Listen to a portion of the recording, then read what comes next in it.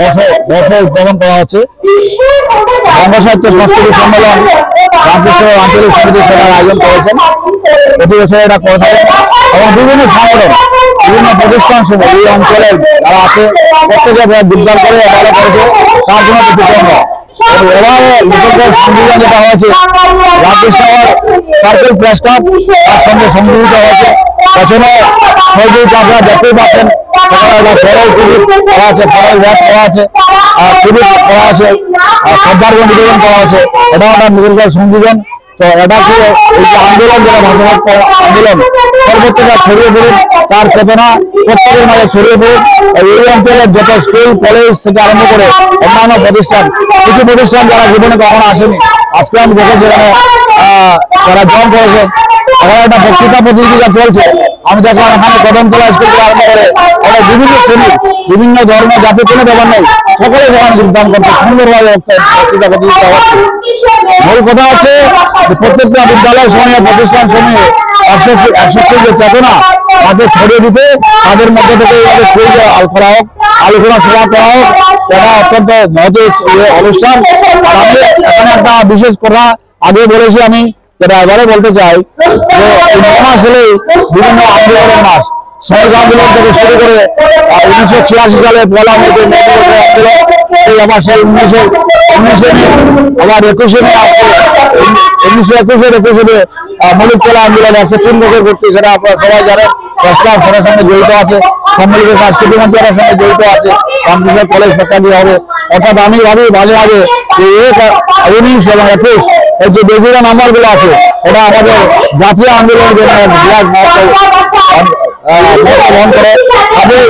আমি দীর্ঘ বক্তব্য এখানে রাখতে চাই না, শুধুটা বলতে চাই আজকে ভাষা আন্দোলনের যে জ্বরটা, এই ভাষা আন্দোলন জ্বরটা 1952 সালে তদানীন্তন পূর্ব পাকিস্তান থেকে যেখানে ভাষা আন্দোলন সূত্রপাত হয়েছিল, সেই সময় যদি সেখানকার যারা স্থানীয় বাসিন্দারা ছিলেন, নাগরিক ছিলেন, বলতে না উর্দু আমাদের রাষ্ট্রভাষা হবে, আমরা বাংলা চাই না, তাহলে হতে পারতো। সেটা না হয়ে কি হলো, সেখানে বলে না বাংলা ভাষা আমাদের মাতৃভাষা।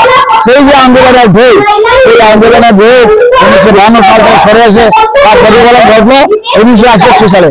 1961 সালে আপনারা জানেন নোবেল বিজয়ী রবীন্দ্রনাথ ঠাকুরের 100 বছর ছিল, সেন্ট্রালের সেলিব্রেশন ছিল, 100 বছর উদযাপনের দিনেই ঘটনা ঘটলো 19 মে। তো কাজে 1968, তারপরে এলো 1972 সাল, 1972 সাল, তারপরে এলো 1986 সাল, যখন জগন বসু সেখানে সহজ হয়েছিলেন। অত্যন্ত পরিতাপের ব্যাপার, একটা দীর্ঘায়িত করতে বলতে লাগে যে যিনি বাংলা চালিয়া যিনি নির্বাচিত হয়ে গেছিলেন বদরপুর কষ্টজী থেকে, এখান থেকে নির্বাচিত হয়ে আসামের মন্ত্রিসভায় মুখ্যমন্ত্রী হয়েছিলেন। কিন্তু উনি মুখ্যমন্ত্রী হয়ে যাওয়ার পরেই এই ভাষা আন্দোলনের সৃষ্টি হলো। উনি জারি করলেন যে আসামে শুধু আসামের থাকবে, বাংলা সেখানে হবে না। তাই থেকে তো আন্দোলনের সূত্রপাত। যাই হোক, তিনি ছিলেন নির্বাচিত প্রতিনিধি বরাক উপত্যকার, সেই সময়ের বদরপুর সহস্র ছিলেন। আর এখান থেকে নির্বাচিত হয়ে গেলে যে আবার বরাক উপত্যকার মানুষের উপরে প্রয়োগ মানলেন, সেটা আমরা কোনোদিন মানিনি, মানছি না। এবং এই যে ইতিহাসের কালো অধ্যায়, সেই আমরা মনে রাখবো, সবাইকে এই কথাগুলো আমাদের পৌঁছে দিতে হবে। তো যাই হোক, আন্দোলনের মাধ্যমে আমরা স্বীকৃতি পেয়েছি, সম্পূর্ণভাবে না হলে আমরা আংশিকভাবে পেয়েছি। ভাষা সহ জল স্টেশনের কথা এখানে হচ্ছে, ভাষা জল স্টেশন ব্যাপারটা বর্তমান সরকার অনেকভাবে পদক্ষেপ দিয়েছেন, সেটা যদি রূপায়িত হয় আমরা অত্যন্ত উপকৃত হবো। কারণ ইতিহাসকে ধরে রাখতে হবে। আর যদি ভাষা সহ স্টেশন না হয় আর যদি আর কোনোভাবে মাল্টিভার্স তৈরি না হয়, তো ভাষা আন্দোলনে সেই ইতিহাসকে কেউ মুছতে পারবে না। কারণ ইতিহাস পড়া বলে সবসময় ইতিহাসে পুনরাবৃত্তি হয়, এবং ইতিহাস করা বলে সেই কথাগুলো আজকে 64 বছর পরেও আজকে আবার উঠে আসছে। যেভাবে মুলুক চলা আন্দোলনের ইতিহাসগুলো 103 বছর পরেও আবার চলে আসে। কাজে ইতিহাস পুনরাবৃত্তি হয়, ইতিহাসকে কেউ চাপা দিয়ে বন্ধ রাখতে পারবে না। তবে ভাষা শহীদ স্টেশন নাম হোক শিলচর রেলের স্টেশনের নাম, সেই দাবি জানাচ্ছে আজকের দিনে। এবং সকলে সুস্থ থাকুন, ভালো থাকুন, এবং আন্দোলনের যে চেতনা সবাই মাঝে ছড়িয়ে পড়ুক, এ বলে আজকে এখানে শেষ করলাম। নমস্কার সবাইকে। রামকৃষ্ণ আঞ্চলিক সমিতি এবং তার সহযোগিতা এই অঞ্চলের সকল প্রতিষ্ঠান শুরু করেছে। এই যে ছাত্ররা আছে এখানে, স্কুল কলেজের থেকে আসছে, বিভিন্ন প্রতিষ্ঠান কালচারাল সংস্থা আসছে। আমি নিজেও সাংস্কৃতিক মঞ্চের সভাপতি, আমি নিজেও আছি, বিদ্যাপীঠের অনেক টিচারও আছেন, রূপাংশু চক্রবর্তী সহ এখানে প্রেস ক্লাবের উনি আছেন, সকলে মিলেই সহযোগিতা করেছে।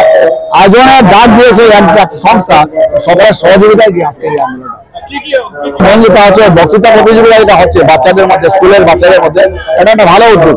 রিয়েলি এটা কিছু না কিছু ক্ষেত্রে কিছু গান থেকে পৌঁছাবে, বার্তাগুলোকে পৌঁছাবে। এটা তো কাজেই এটা ভালো দিক, একটা দেহাত্মবোধ গান হয়েছে গান এখানে সেখানে।